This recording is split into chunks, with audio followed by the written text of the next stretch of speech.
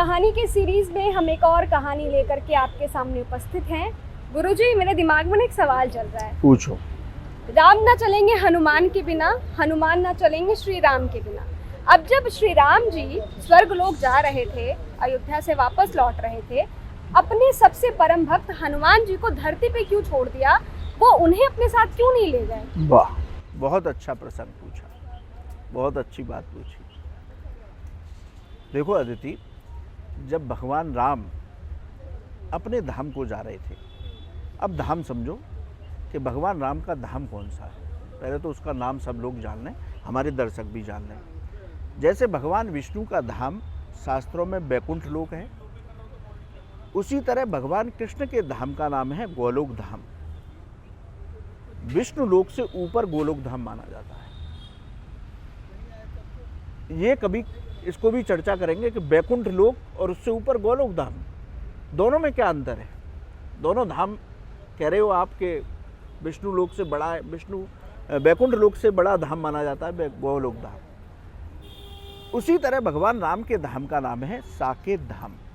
साकेत का शास्त्रों में अर्थ अयोध्या ही है, लेकिन यहाँ से जब भगवान अपने उस साकेत धाम को जा रहे हैं, परम धाम को, तो हनुमान जी से भी उन्होंने कहा कि हनुमान जी बैठो विमान में।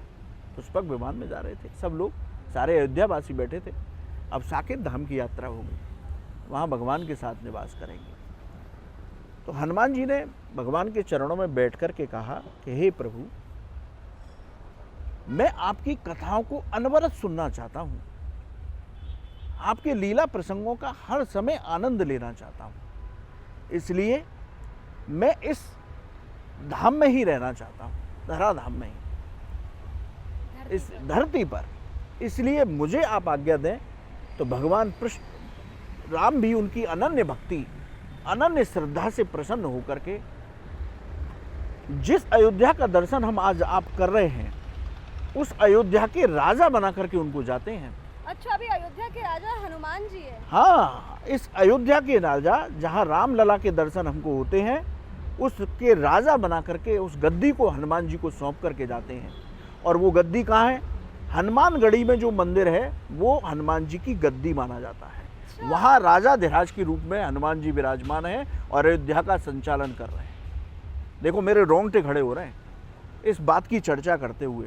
तब तो बिना हनुमानगढ़ी के दर्शन के हनुमान हाँ, जी तो सबसे पहले जो भी भक्त अयोध्या की यात्रा कर रहे हैं, वो सबसे पहले हनुमानगढ़ी जा करके हनुमान जी का आशीर्वाद लें, उसके बाद राम जी का आशीर्वाद लें। क्योंकि मैं बार बार आपसे कह रहा हूँ कि हनुमान जी को अपना भक्त प्रिय है, तो हनुमान जी के भक्त का दर्शन आप पहले कर लेंगे तो राम कृपा मिल जाएगी।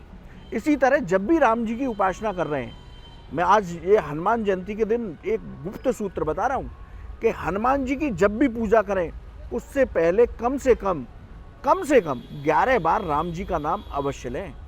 आज भी यदि हनुमान जी की पूजा आप कर रहे हैं, तो जिस चौकी पर हनुमान जी बैठे हैं, उस चौकी पर सबसे पहला पूजन सीताराम का करें, तब उसके बाद हनुमान जी की पूजा करें, तभी हनुमान जी उस पूजा को स्वीकार करेंगे। कहते हैं अगर आप श्री राम का नाम लेते हैं हाँ, पहले हनुमान जी की पूजा के पहले, तो हनुमान जी बम बम हो जाते हैं, बहुत खुश हो जाते हैं। बम बम नहीं हो जाते। हनुमान जी ने ये भगवान को वचन दिया था कि आपके नाम का सुमरन जहाँ होगा, आपकी कथा जहाँ भी होगी, मैं वहाँ साक्षात विराजमान रहूंगा। इसी वजह से तुलसीदास जी को कहाँ मिले हनुमान जी? राम कथा में मिले। तुलसीदास जी से भी जब मिलन हुआ है हनुमान जी का, तो वो राम कथा में ही हुआ है। तो जहाँ राम का सुमिरन होगा, इसलिए मैं कह रहा हूँ कि पहले सीताराम सीताराम, राम राम सीताराम, सीताराम सीताराम, राम राम सीताराम, इस तरह से बोल करके आज भी जब भी हनुमान जी की साधना करें, तो पहले राम का नाम सुमिरन करें, तो आप समझ लो कि साक्षात आपके सामने हनुमान जी आ गए। इसमें बिल्कुल शंका नहीं होनी चाहिए।